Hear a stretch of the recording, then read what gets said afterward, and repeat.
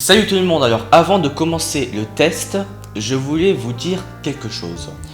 Quelque chose qui est arrivé à moi-même, c'est que tout simplement j'ai tout perdu en ce qui concerne l'émission. Alors, donc ça va trancher un petit peu avec ce que j'avais dit précédemment. À chaque fois, trop de modifications tue les modifications, à chaque fois le générique est modifié, le décor lui aussi, un coup il fait jour, un coup il fait nuit. Oui, car le générique que vous allez voir est légèrement différent. Donc ça tranche vraiment beaucoup avec ce que je disais. Donc veuillez m'excuser par avance si le générique change trop de fois. Il faut bien changer quelques petits trucs d'ici ou là. Mais normalement et cette fois-ci, il n'y a pas de souci. Le générique est définitif. En même temps, c'est le début de l'émission. Donc il faut bien faire des modifications. Mais le générique est définitif. Veuillez m'excuser par avance si le générique change trop de fois. Enfin, ce qui vous intéresse, c'est le contenu, non? Tout de suite, les tests.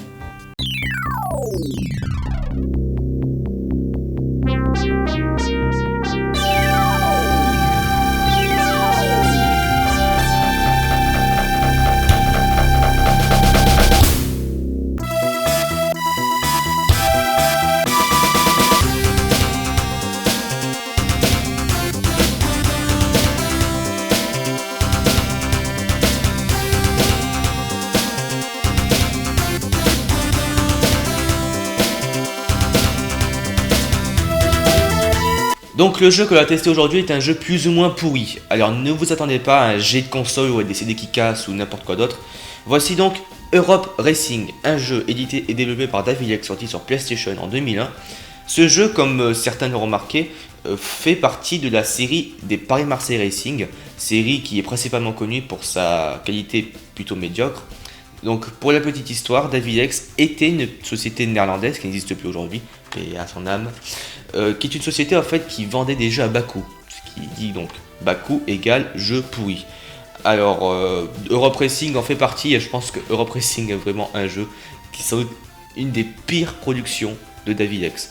Juste avant de lancer le jeu, jetons un petit coup d'œil sur le livret, enfin juste sur la première page, ça va résumer à peu près le but du jeu, comme ça j'aurai pas à vous expliquer, tout est là-dedans. C'est parti. César, sacré meilleur pilote et organisateur de courses automobiles illégales, vous invite à participer à la plus prestigieuse des courses automobiles jamais organisées. La course Europe Racing, entre guillemets, comme elle a été appelée, est une course unique qui se déroulera dans de célèbres villes européennes et ce sera pour vous l'occasion de concourir avec les meilleurs du monde de l'automobile. Maintenant, à vous de prouver que vous avez votre place dans cette ligue. Un sacré défi car la pression est poussée à l'extrême. La police rôde partout et le commissaire J.B. Black ne s'arrêtera pas avant d'avoir mis sous les verrous son ennemi juré, César et ses pilotes. Êtes-vous prêts? Attention, c'est pas ça le plus marrant. Êtes-vous prêts pour une course mouvementée, amusante et palpitante comme vous n'en vivrez plus jamais? Franchement, avec une phrase comme ça, je crois que le jeu va être énorme. Allez, on met ça tout de suite là, je suis pressé.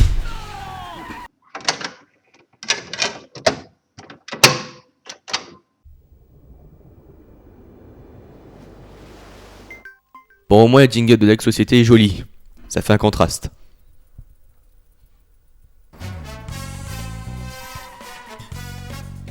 Dieu que c'est kitsch.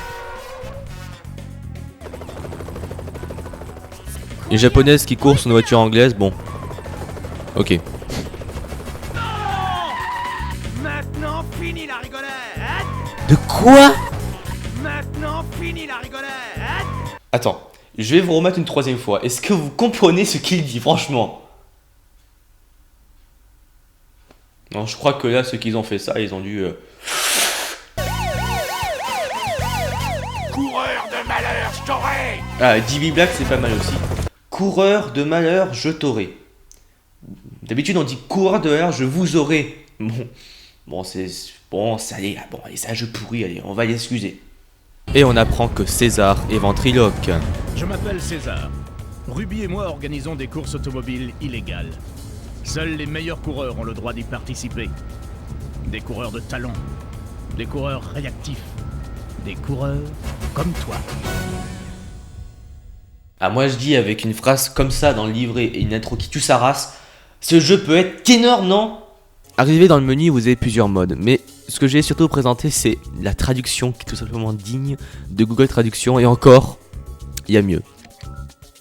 Alors le mode aventure, une grande course pour les as du volant où chacun trouvera du plaisir. Les 15 circuits vont de l'autoroute à la piste de montagne et d'un terrain accidenté au quai. Jusque là ça va, ça a du sens. Alors, une course rapide essai. Cette course contre la montre est particulièrement adaptée aux perfectionnistes désirant améliorer ce record personnel. Bon, ok, c'est l'intérêt des essais de toute façon. Parce que vous pourrez encore aller plus vite. Plus vite. Ah, parce que si on fait les essais, on va plus vite dans les courses. Enfin, je sais que c'est une expression, mais bon, c'est un peu tordu, non? Malgré ce scénario, qui est plus ou moins original, et on va dire, au moins un peu positif que le scénario original, ce qui est écrit sur le livret et ce qui est dit dans le jeu, on peut s'attendre à un truc super énorme de la mort qui tue, et qui tue sa race. Non, mais en fait, non. En fait, il n'y a aucune cinématique. Aucune. Je sais pas si c'est moi, mais il n'y a aucune cinématique. Les courses, en fait, s'enchaînent les unes après les autres sans aucun sens, on va dire. Alors, en fait, dans le jeu, on peut choisir plusieurs équipes qui correspondent, on va dire, à des pays. Alors, comme ceux qui regardent principalement mes vidéos sont français, on va prendre le club français qui porte le nom de le Bolide Club de France. Ouais, c'est quoi ce nom là? Allez, on va commencer avec Paris, bah tiens, ça tombe bien. La ville de lumière n'est pas uniquement romantique, elle offre aussi de l'action musclée, pilotée le long de la Seine, Notre-Dame et l'Arc de Triomphe. Et le plus excitant de tout, vous passerez sous la Tour Eiffel.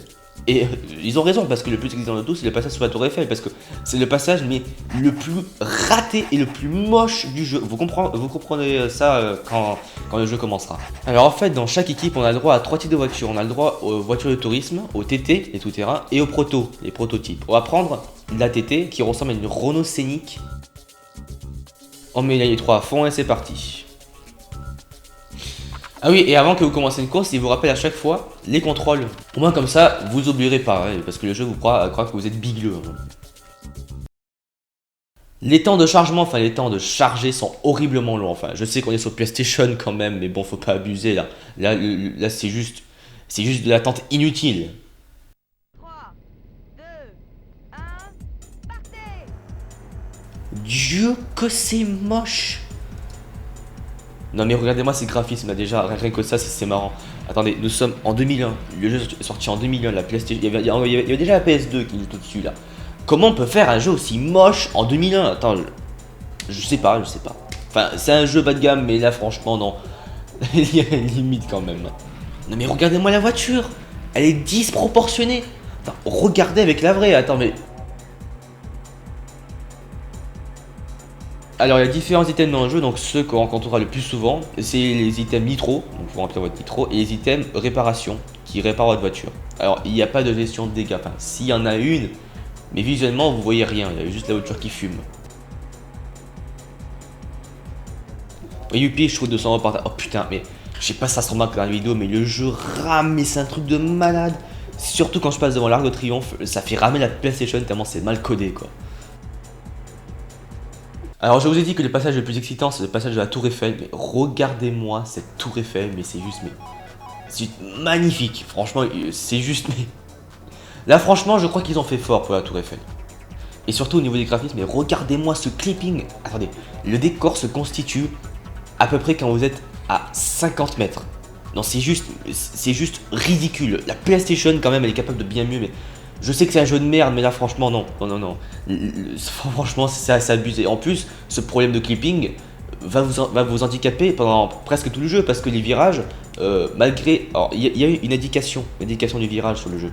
Heureusement que ça y est ça, parce que sinon ça serait mais hyper dur. Encore je vous dis que le jeu serait hyper dur, mais là je suis en mode facile. Et l'IA est tout ce qui est de plus ridicule. Regardez-moi l'intelligence de l'ordinateur. Je roule à même pas 100 km/h. J'appuie à peine sur l'accélérateur. J'appuie à peine. L'ordinateur n'avance pas. Franchement, mais c'est trop facile. Enfin, je sais que c'est en mode facile, mais en mode difficile, c'est la même chose, hein, je vous garantis. Hein. Ah, la police. On entend notre agent qui nous dit arrêtez-vous, mais en fait, c'est un peu une police. Police juste pour vous emmerder en fait. Un peu en fait, si vous voulez, la police qu'il y a dans Mythos Manor, c'est-à-dire. La police en fait vous tape dedans. Ouais. Alors parlons des contrôles.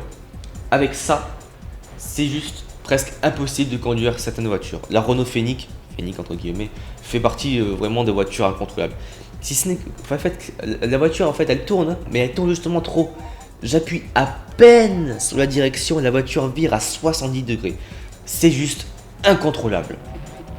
Et enfin, pour finir vite fait, voici le magnifique effet nitro, trop de la mort qui tue avec les effets partout et tout. Regardez-moi ça. Ah, franchement, je crois qu'ils ont raison, hein, ça tue sa race. Hein. Enfin, course terminée, ces magnifiques graphismes aliasés, tout plat est enfin terminé. Alors, je vais présenter juste un autre circuit avec une autre voiture, avec une Porsche. Pour appeler, je sais pas comment ça, on va dire Porsche, mais la Porsche est très bizarre. On va prendre le circuit de Marseille, puisqu'il y a un circuit de Marseille. Et comment dire, je crois que c'est un des pires circuits. Je crois que là, ils ont fait fort, quand même. Regardez-moi cette Porsche tout aplatie avec les polygones qui bug. Regardez-moi ce vieux port. Ont-ils confondu le vieux port et la mer Noire? Alors, juste un tout petit truc. C'est un détail, mais un truc quand même hallucinant. En fait, il y a une espèce de raccourci, en fait, une espèce de parking, en fait, dans le circuit de Marseille. Et, comment dire, on va dire qu'on saute au-dessus du parking. Enfin, on saute en dessous du parking, plutôt. Et en fait, on retourne sur la route. Mais, je sais pas, quand on remonte sur les raccourcis, en fait, la voiture, je sais pas ce qu'elle fait, mais elle escalade ce qui est censé être le vide. En fait, elle est en train de... Je sais pas, tout est tellement louche dans ce jeu que non, franchement, là, je sais pas comment expliquer ça. Seul un dirigeant d'Avilex peut vous expliquer ça. Moi, je peux pas. Bon, allez, à l'autre circuit, on va prendre une voiture prototype française. Attends.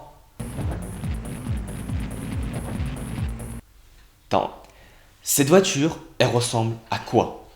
En plus, c'est la voiture la mieux modélisée du jeu. Je sais pas si ça se voit, mais c'est une voiture qui n'existe pas. Et pourtant, c'est la mieux modélisée. Faut croire que quand on imite les vraies voitures, là, ça devient tout de suite plus grave. Hein. Alors, la prototype française est la voiture la plus rapide du jeu. Alors là, vous pouvez battre tout concurrent en un clin d'œil. Déjà qu'avec la Renault Phoenix, c'était facile. Avec ce truc, cette voiture rouge, c'est trop facile. Ah putain, mais je viens de me faire avoir par quoi là? Mais attendez, mais là franchement, mais voilà, c'est ça le problème de ce jeu, c'est que les collisions sont mal gérées, mais mal gérées de partout. Vous vous plantez, mais vous savez même pas pourquoi. Alors maintenant, juste pour le délire, on va essayer de massacrer la voiture pour voir l'effet de magnifique explosion qui tue sa mère et qu'on a jamais eu ça sur PlayStation. Alors, destruction totale, course terminée. Oh non! Regardez-moi ça, ils ont inversé l'accent. Oh là là là. Non, là c'est... Je sais que c'est un jeu néerlandais, je sais que bon, il y a Stabilex n'a pas eu de filiale, mais là franchement non. Là non. Alors juste un petit détail, je sais pas si c'est moi. Alors, cette fois on va quitter un peu la course, on va mettre le menu pause. Arrêt du jeu. Ah pardon, c'est le menu arrêt du jeu. Juste un petit détail en ce qui concerne justement ce menu arrêt du jeu, c'est que quand vous recommencez la course, d'habitude dans certains jeux, il y a un temps de chargement beaucoup plus court, genre 5 secondes, le jeu redémarre direct. Dans ce jeu-là, le jeu recharge, mais recharge totalement. Regardez, mais c'est juste mais hallucinant. En plus, ils ont oublié de marquer chargé au début. Oh là là là. Bon, allez, comme j'ai pas le temps d'attendre. Bon, ben, je crois que je vous ai tout dit à propos du jeu, donc qu'est-ce que je peux parler d'autre? Que vous pouvez escalader certains murs, que vous pouvez passer à travers d'autres trucs, voilà quoi, en fait, c'est un jeu... C'était un jeu pourri, voilà, c'est Europe Racing, voilà, il est là, Europe Racing, voilà. Alors, c'est pas un jeu totalement pourri, hein, on va être plutôt réaliste, on va dire. Le jeu offre un scénario, bon, peut-être un peu naze, mais je veux dire, un scénario plus ou moins original. Et le jeu vous procure, bon, pas trop de sensation de vitesse, mais certaines voitures, ça va très vite, hein, je vous le dis, ça va très vite. Donc on va dire que ce jeu-là n'est pas totalement pourri. Alors, juste un tout petit coup de gueule, alors j'aime pas trop critiquer, mais un petit coup de gueule. Davilex a vendu ce jeu-là pas cher, hein. C'est genre, je sais pas combien ça coûtait en francs à l'époque, mais c'était la catégorie des jeux pas chers. Davilex, c'était leur vocation. Il existe des entreprises qui éditent et développent des jeux. Alors, je dis pas qu'ils font que des jeux pourris, mais ils font des très bons jeux, comme ils en font, mais des plus mauvais, et ils les vendent à prix fort, comme... Ouais, peut-être. Bon, ça peut exagérer quand même. Voilà, c'est tout pour Europe Racing, un jeu donc édité et développé par Davilex, combien de fois je l'ai répété. Donc c'est un jeu que je vous conseille pas trop, mais pour on va dire pour passer le temps, on va dire voilà, c'est un bon petit jeu. Voilà. Bon, Les graphismes sont peut-être un peu horribles, certaines textures sont moches, mais le jeu en soi suscite au moins un minimum d'intérêt. Voilà, donc je vous retrouve donc comme d'habitude dans 2 semaines pour un nouveau test. Je vous dis donc bye ciao.